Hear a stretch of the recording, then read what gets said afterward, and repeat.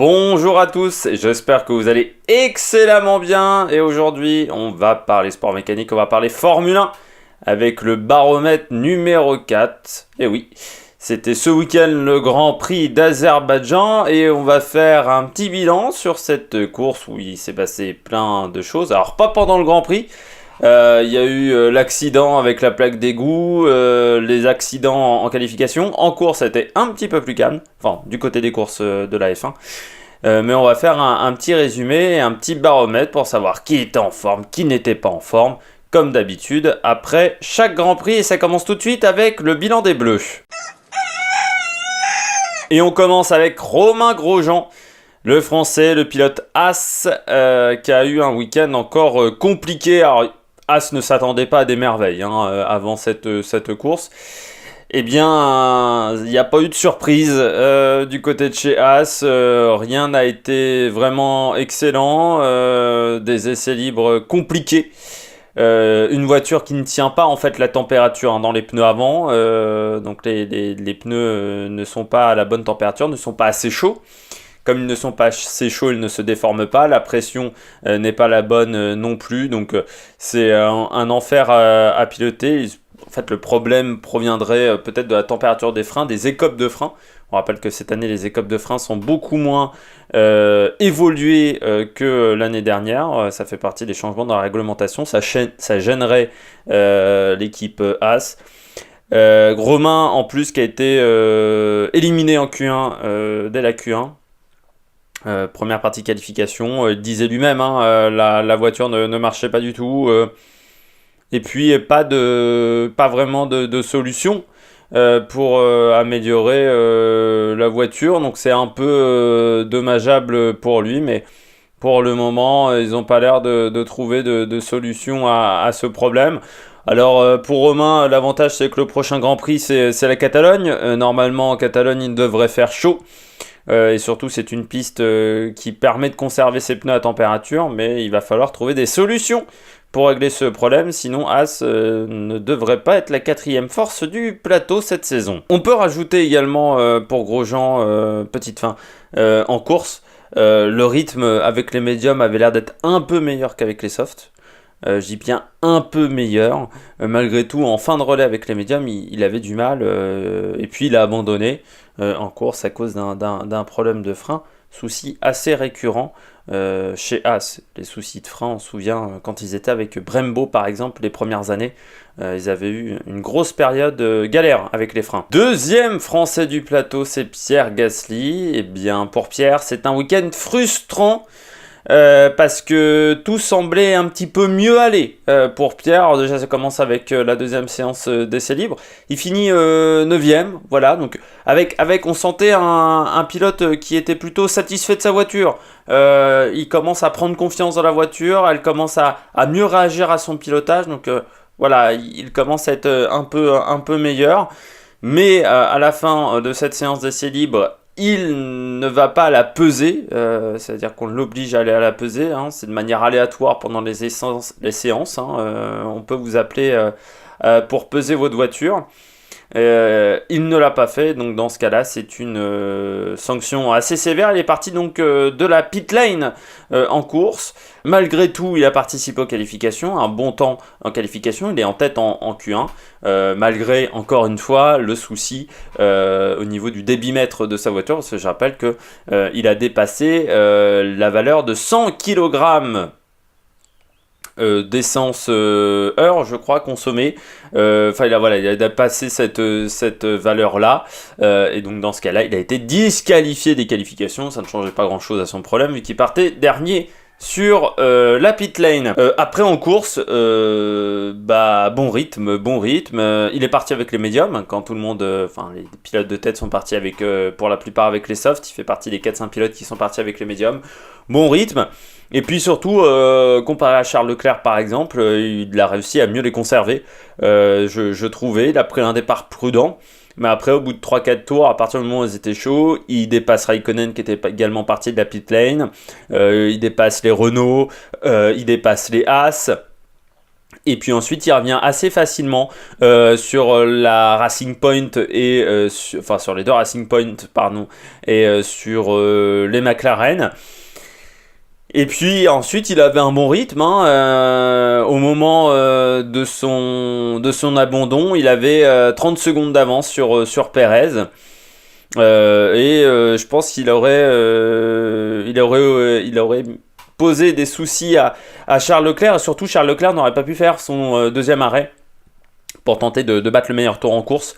Mais voilà, pas de chance, problème mécanique sur la voiture. Red Bull n'a pas encore communiqué là-dessus. De ce que j'en sais pour le moment. Et voilà, problème avec la voiture et abandon pour Pierre qui aurait pu marquer des gros points. Il était 6ème au moment de l'abandon.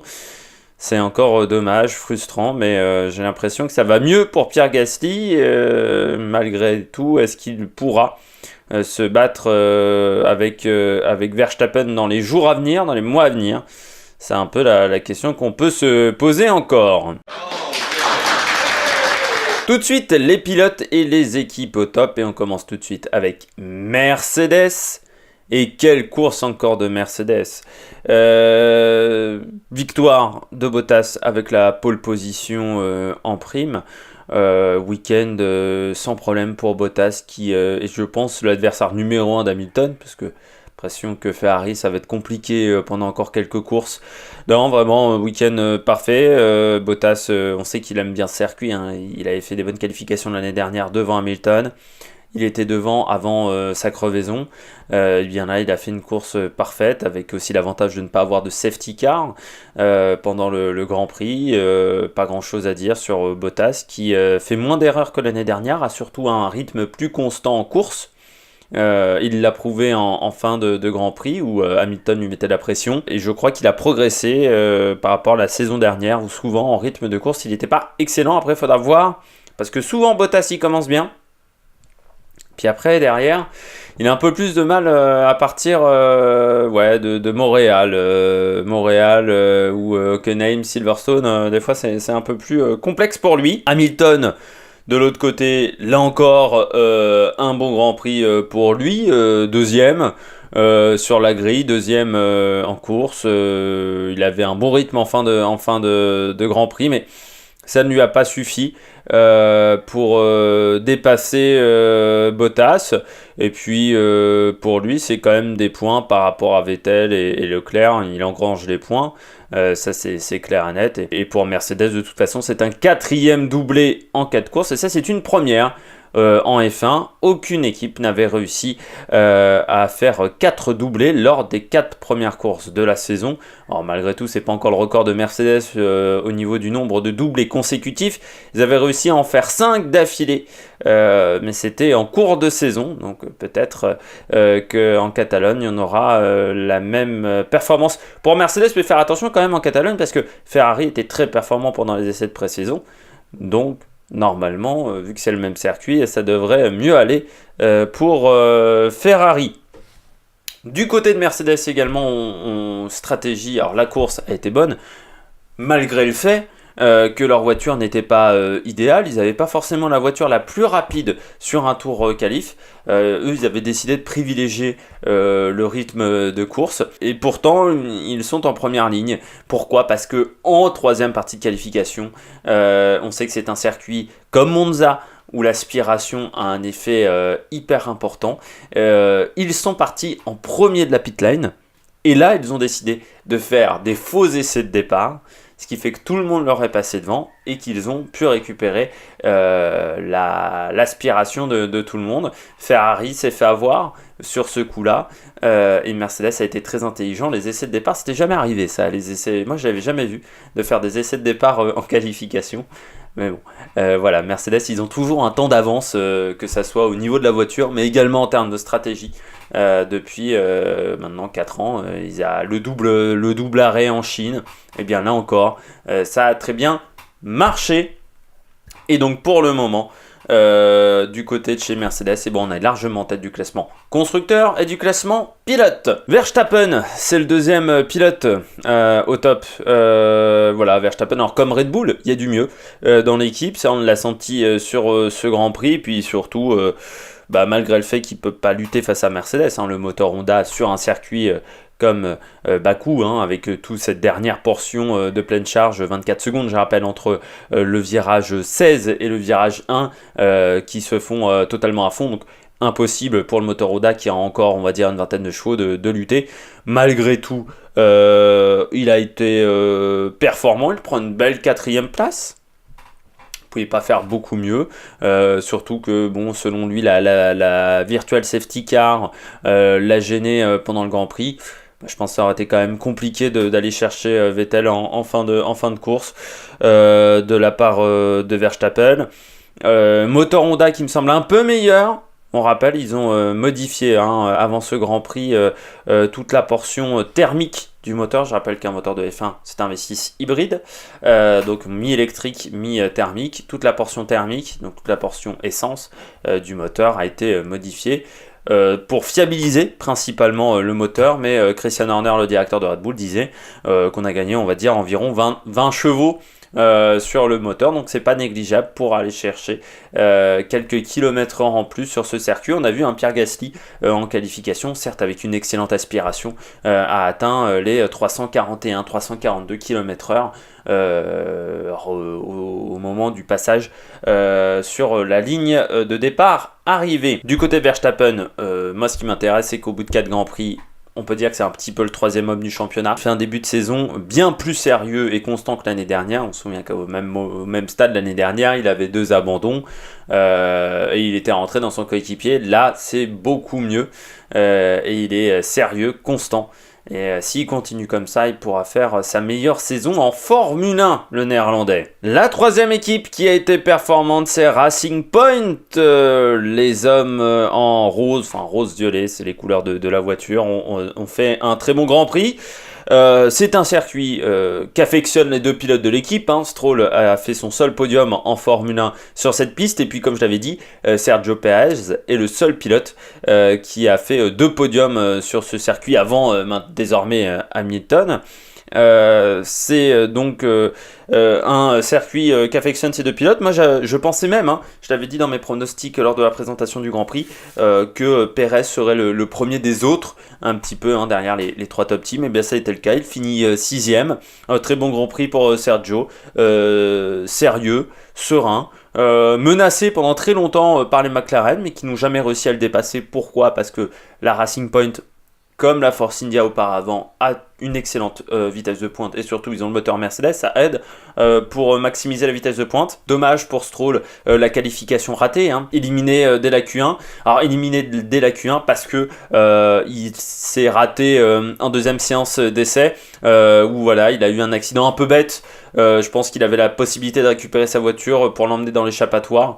Voilà, il a hésité pendant une fraction de seconde et ça le met dans le mur. Ce qui fait qu'il a perdu 1 heure de roulage à ce moment-là, et le temps de roulage qu'on perd en F1 le vendredi, on ne le récupère jamais le samedi, ça c'est clair et net, et ce qui fait qu'en qualification il manquait de rythme.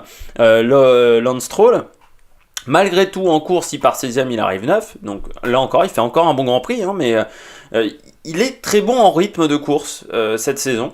Mais voilà, la qualification est un peu difficile pour lui depuis le début de saison. Malgré tout, il avait un rythme inférieur à Pérez en course. Donc voilà, pour le moment, Pérez est devant Stroll si on fait un bilan entre les 2 pilotes. Mais l'équipe de toute façon marque de gros points et surtout c'est important à un moment où la voiture n'est pas encore forcément top. Pour les pilotes, la voiture n'est pas encore idéale parce que voilà, le kit aéro est pas encore au point. Mais je pense que eux, ce sont des équipes qui à Barcelone vont amener énormément d'évolution, ce qui leur permettra d'améliorer grandement la voiture. Dernière équipe au top, c'est McLaren Renault désormais. Depuis 2 saisons, eh bien, je pense que McLaren est en ce moment la 4e force du plateau, derrière Red Bull, Mercedes et Ferrari. Voilà, 7 et 8 en Q3. Donc ça c'est très bien. Alors certes l'avantage de ne pas avoir notre ami Charles Leclerc qui s'était craché. Mais voilà, c'est une belle perf. Et puis surtout en course, alors certes ils n'ont jamais pu chercher la Force India. Mais ils avaient un rythme de course très proche de Force India sur un circuit qui est désavantageux pour Renault parce que déjà le moteur Renault a un petit peu moins de puissance que le Mercedes qui équipe la Force India ou que le moteur Ferrari. Et puis surtout la voiture, je pense, a un peu plus d'appui que la Force India, donc en vitesse de pointe ça génère plus de traînée, donc la vitesse de pointe est un peu moins bonne. Norris, très intéressant, marque encore des points en course. C'est un pilote qui vient de la F2, qui était très bon en F2, et bien il est encore très performant en F1 et surtout il est constant. Et c'est ce qu'on recherche dans un top team, c'est d'avoir des pilotes constants. Et puis Carlos Sainz, enfin des points pour Carlos. Sainz Junior, parce que voilà, Bahreïn il s'était un peu raté alors que la voiture était très performante. Eh bien oui, enfin des points pour les deux pilotes. Et puis oui, c'est la quatrième force du plateau McLaren, on espère qu'ils vont continuer dans cette voie. Et puis surtout, c'est intéressant parce qu'ils sont devant l'équipe 1. Voilà, eux, c'est une équipe cliente en ce moment. Ils ont un moteur Renault, voilà, certes, qui est le même que le moteur de l'équipe du team. Mais bon, voilà, forcément, il est peut-être un peu moins bien implanté, où il y a des fois des petits défauts pour l'implantation du moteur. Ils sont pourtant devant les Renault qui étaient inexistantes lors de ce week-end, mais on reviendra dessus. On passe rapidement aux équipes moyennes lors de ce Grand Prix. Il y en a deux. Il y a en premier Toro Rosso, Albon 11e, Kvyat abandon. Il s'est fait rentrer dedans par Daniel Ricciardo, victime collatérale de la marche arrière de Daniel Ricciardo. Pas un Grand Prix top pour Toro Rosso. Alors déjà Kvyat a fait beaucoup d'erreurs. Voilà, en essai libre 2, il a tapé le mur, il a cassé la voiture. En Q2 également, il a eu un choc assez important qui a peut-être endommagé la suspension. Le rythme de course de Kvyat était très mauvais. Vraiment pas de rythme, pas de rythme de course pour Kvyat qui était très très loin pendant très longtemps. Et puis Albon, la voiture pas excellente avec un coéquipier qui a pas fait vraiment le taf pour l'aider. C'était un peu difficile pour le Thaïlandais. Deuxième équipe en difficulté, ça a été un Grand Prix un petit peu moyen, c'est Alfa Romeo. Alors certains points pour Raikkonen, Giovinazzi, lui n'a toujours pas ouvert son compteur depuis le début de la saison, le pilote italien, ça commence à faire un peu long. Et puis Raikkonen, donc 10e, qualif où ils sont en Q3, mais pénalité pour Giovinazzi, c'était 10 places sur la grille. Il partait dernier, il est parti à 17ème. Et puis Raikkonen également exclu des qualifications. Lui, il est parti de la pit lane. Donc Grand Prix qui, à partir de ce moment-là, était forcément plus complexe pour Raikkonen, mais qui n'avait pas un très bon rythme en course. Qui a été le premier à s'arrêter, à retirer les softs pour passer les médiums. Il a réussi à les maintenir jusqu'à la fin du Grand Prix.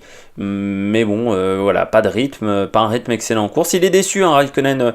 Je l'ai lu en interview par rapport au début de saison d'Alfa Romeo Sauber. Il s'attendait à mieux en termes de rythme par rapport aux essais de pré-saison. Et pour le moment, il faut dire qu'ils sont devancés à la régulière par Racing Point Force India, par également McLaren et puis par Renault quand les circuits conviennent à la Renault. Donc ils sont un peu derrière ces écuries-là. C'est un peu l'équipe qui ferme le milieu de tableau. Ils sont devant Williams, ils sont au même niveau que Toro Rosso. Voilà, ils sont un peu dans la fin de la file de ces équipes de milieu de tableau comme McLaren, Force India, Haas. Et non, je les ai toutes dit. Ils sont un peu derrière. Et donc on espère chez Alfa Romeo que les moyens supplémentaires permettent de faire évoluer la voiture à Barcelone, mais aussi très rapidement pour après Barcelone, qu'il y ait des évolutions régulières sur la voiture. Eh bien on finit avec les bonnets d'âne et on commence par Ferrari. Que dire encore, stratégie ratée en qualification pour Vettel, qui était encore là en Q3. À partir du moment où ils voient les Mercedes faire des arrêts de départ, eux aussi doivent faire un arrêt de départ. Ça sent que c'est un coup de l'équipe. Donc ce qui fait qu'il est parti tout devant Vettel, sans aspiration. Bah voilà, en qualification, il se retrouve avec un débours de temps et troisième sur la grille. Charles Leclerc. Charles Leclerc, accident en qualification. Hein, c'est pas comme si en deuxième séance d'essai libre, il avait déjà eu un rappel à l'ordre assez important où il avait frappé le mur à un moment à la sortie d'un virage. Il a eu un petit coup de raquette, comme on dit, avec l'arrière qui avait voulu passer devant et qui avait tapé le mur. La jante avait été un petit peu endommagée. Bon voilà, Leclerc après, on rappelle, deuxième saison en F1, 25 Grands Prix à peine en expérience. Il commet encore des erreurs. Et puis surtout, je pense que l'ambiance chez Ferrari fait que il a tendance à commettre des erreurs parce qu'il veut être le nouveau patron tout de suite. Parce que Vettel ne domine pas son coéquipier et c'est un peu le souci. Et ça fait qu'on se retrouve un petit peu dans la situation à la fin des années 70, début des années 80 chez Ferrari, surtout la saison 82 où ça s'était mal fini. La situation entre Gilles Villeneuve et Didier Pironi où on avait Didier Pironi qui arrivait chez Ferrari avec Gilles Villeneuve qui était déjà installé mais qui n'avait pas de titre de champion du monde, avec Ferrari qui voulait un nouveau titre de champion du monde. Et puis une situation qui s'envenime entre les deux pilotes à partir d'Imola. Et à la fin, ça se finit mal lors d'un tour de qualification à Zolder pour Gilles Villeneuve. Mais là, c'est un peu pareil. C'est-à-dire que, avec des conséquences moindres, bien entendu. Mais Leclerc, pourquoi il attaque comme un malade en qualification alors que techniquement, ça passait. C'était déjà un risque de pouvoir passer en qualification avec les médiums. Mais bon, ils ont tenté le coup. Et il attaquait un peu trop, il est arrivé Mach 12 dans le virage 8, ça pouvait pas passer et il tape le mur et il endommage la voiture. C'est dommage parce qu'en plus son temps lui permettait d'aller en Q3, donc j'ai pas compris vraiment la stratégie de Ferrari à ce moment-là, vu que le tour était assuré du côté de Charles Leclerc. Deuxième équipe en difficulté, c'est Renault. Renault, pas de rythme. Alors déjà le moteur qui rend un petit peu des chevaux. Mais bon, ça n'excuse pas tout parce que McLaren a réussi à faire une bonne course avec la 7e et la 8e place. Un Grand Prix complexe. Hülkenberg pas dans le coup pendant tout le week-end, mais je pense que c'est un circuit qui n'affectionne pas Hülkenberg. Heureusement cette année il est pas rentré dans un mur. Ricciardo ça a été mieux. À un moment il pouvait accrocher je pense les points de la 10e place, mais bon voilà il a essayé de faire d'attaquer un peu trop, il a surpiloté un moment avec Kvyat, il a tenté de dépasser Kvyat de manière un peu osée, il rate son point de freinage. Et puis ensuite, il recule et il rentre dans Daniel Kvyat, erreur d'inattention, il a voulu repartir le plus rapidement possible. Pas de chance, il y avait Daniel Kvyat, il n'a pas regardé dans les rétroviseurs, en erreur de débutant, en erreur de jeune permis, on pourrait dire, mais bon, ça a des conséquences assez lourdes, déjà abandon de Kvyat, 3 places de pénalité pour le prochain Grand Prix sur la grille pour Daniel Ricciardo, et puis surtout, pas de points, alors qu'il y avait les possibilités je pense de prendre la 10e place et au moins le point de la 10e place pour Renault, mais surtout lors de ce week-end on a vu une équipe en difficulté qui n'arrivait pas à changer un petit peu de réglage, de setup. Ils sont partis sur un mauvais setup vendredi, l'annulation de la première séance leur a coûté très cher. Ce qui fait que en deuxième séance ils s'aperçoivent qu'ils ne sont pas allés dans la bonne direction, qu'ils n'ont pas pris la bonne direction au niveau des réglages, ils n'ont pas vraiment réussi à changer ça pendant tout le Grand Prix, et ce qui fait qu'en qualification Ricciardo est 15, Hülkenberg est éliminé dès la première partie des qualifications, il est 16e, et qu'en course c'était pas beaucoup mieux avec un Hülkenberg vraiment en très grosse difficulté. Magnussen 14e pour Haas. Mauvais week-end comme Grosjean, les mêmes raisons que Romain Grosjean pour Magnussen, c'est-à-dire les pneus qui ne gardent pas la température, qui n'arrivent pas à chauffer, ce qui fait que la pression n'est pas bonne, l'adhérence est mauvaise, avec des freins qui en plus ont l'air également d'être pas au top au niveau de l'avant de la voiture, et ça engendre un Grand Prix extrêmement compliqué. Il y a même un moment où il était devancé je crois par une des deux Williams au niveau du rythme de course, donc c'était vraiment pas top. Et on finit, alors on finit pas vraiment ces bonnets dames, mais voilà, il y a un petit bonus Mais du côté des équipes avec Williams, Williams, alors déjà problème pour Russell avec la voiture qui est détruite à cause de cette plaque d'égout mal attachée. Ensuite on a l'accident bête de Kubica parce que dans le même virage que Leclerc en qualification.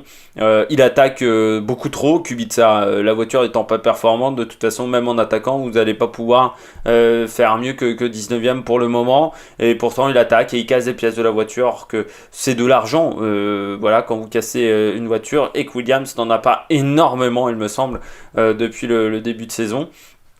Ce qui est étonnant également, c'est les écarts en qualification avec la première voiture qui n'était pas une Williams, donc avec la voiture qui est 18ème en qualification. L'écart est de 2 secondes et demie, 3 secondes. Il est plus important qu'en Australie, c'est-à-dire que la voiture marche de moins en moins bien.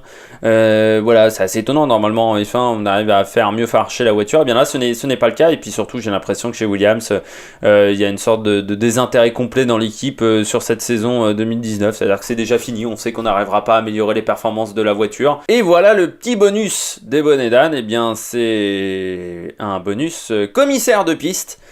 Alors déjà, au niveau de la sécurité du Grand Prix, une plaque d'égout mal scellée, ce qui fait que ça a détruit entièrement une F1. Ça veut dire que la sécurité, le tour de vérification du mercredi réalisé par le directeur de course, Michael Maizy, a été mal réalisé. Parce que je pense pas qu'une séance de F2 et 3 passages de voiture décèlent aussi facilement une plaque d'égout. Qui, je rappelle, en F1, il y a tout un système pour bien sceller les plaques d'égout. Normalement, en fait, les anciens problèmes, les soucis qu'on avait eu au niveau des plaques d'égout, c'était en fin de séance. C'est quand il y a énormément de voitures qui passent, parce que je rappelle qu'une Formule 1 provoque ce qu'on appelle l'effet de succion hors physique. Je rappelle que en fait, le principe d'une F1 dessous la voiture, c'est l'inverse d'une aile d'avion. C'est-à-dire que ça aspire pour coller au sol. Et donc ça aspire un petit peu tout, une F1, par le dessous. Donc toutes les poussières, mais également les plaques d'égout. Et donc pour éviter ce problème, on a tout un système pour sceller les plaques d'égout, grosso modo, pour pas qu'elles puissent être aspirées par les F1, sinon on a le souci qu'a eu George Russell. Bien là, ce tour n'a pas été fait, ce tour de vérification, où il a été mal réalisé, ce qui fait que la séance 1 d'essai libre est arrêtée, et puis après, les commissaires de piste qui ont été à la rue pendant tout le week-end, j'ai compté plus de 30 minutes pour retirer 2 voitures lors de la séance de qualification dans ce fameux virage 8. Bon, faut pas déconner, j'ai pu voir la moitié des prix de Paris, ça m'a permis de voir la Formule I, parce que je pensais pas pouvoir la voir, ça m'a permis d'en voir la moitié du Grand Prix de l'E-Prix de Paris, j'ai pris un petit peu d'avance à ce moment-là, mais incroyable, les qualifs ont duré 2 heures, la voiture de 4, ils ont mis 3 plombes à la sortir également, plus d'un quart d'heure, alors qu'elle était dans une zone pas du tout problématique. En F2, ça a été encore pire, la voiture d'Alesi, je pensais qu'on allait jamais la sortir, la voiture de Giuliano Alesi, ça a été une catastrophe pendant tout le week-end. Alors c'est bien d'aller dans des endroits un peu exotiques, le circuit intéressant en plus à Bakou, mais bon, la formation des commissaires de piste c'est quand même un minimum. Et là, il me semble que les commissaires de piste sont pas très très efficients et efficaces, parce que quand on voit Monaco, on retire une voiture en 45 secondes et que là, au bout d'un quart d'heure, on n'avait toujours pas réussi à retirer la voiture. Je pense qu'il y a légèrement un souci du côté de Bakou, et ce qui fait que c'est une catastrophe pour les courses F2 ont eu un rythme exécrable. Et voilà, c'est un peu du n'importe quoi, ça, et ça m'a légèrement énervé. Eh bien, on finit ce baromètre par faire un point sur les classements, et on commence tout de suite par le classement pilote, vous l'avez à l'écran. Eh bien, c'est Bottas qui est en tête du championnat du monde, grâce au point du meilleur tour acquis lors de la première manche en Australie. 2 victoires, 2 deuxième place pour Bottas. Hamilton a 1 point, avec 2 victoires également de deuxième place. Derrière, Sébastien Vettel. Mais Sébastien Vettel, il est déjà loin, quasiment relégué à 35 points de Lewis Hamilton, et déjà plus d'un Grand Prix d'écart, c'est énorme. Max Verstappen qui est simplement à 1 point de Sébastien Vettel, c'est très serré entre les deux pour la 3e place. Charles Leclerc 5e avec 5 points de retard sur Vettel, 4 sur Max Verstappen. Ensuite Pierre Gasly, alors là l'écart est assez important entre Charles Leclerc et Pierre Gasly. Voilà, avec plus de 30 points d'écart là également.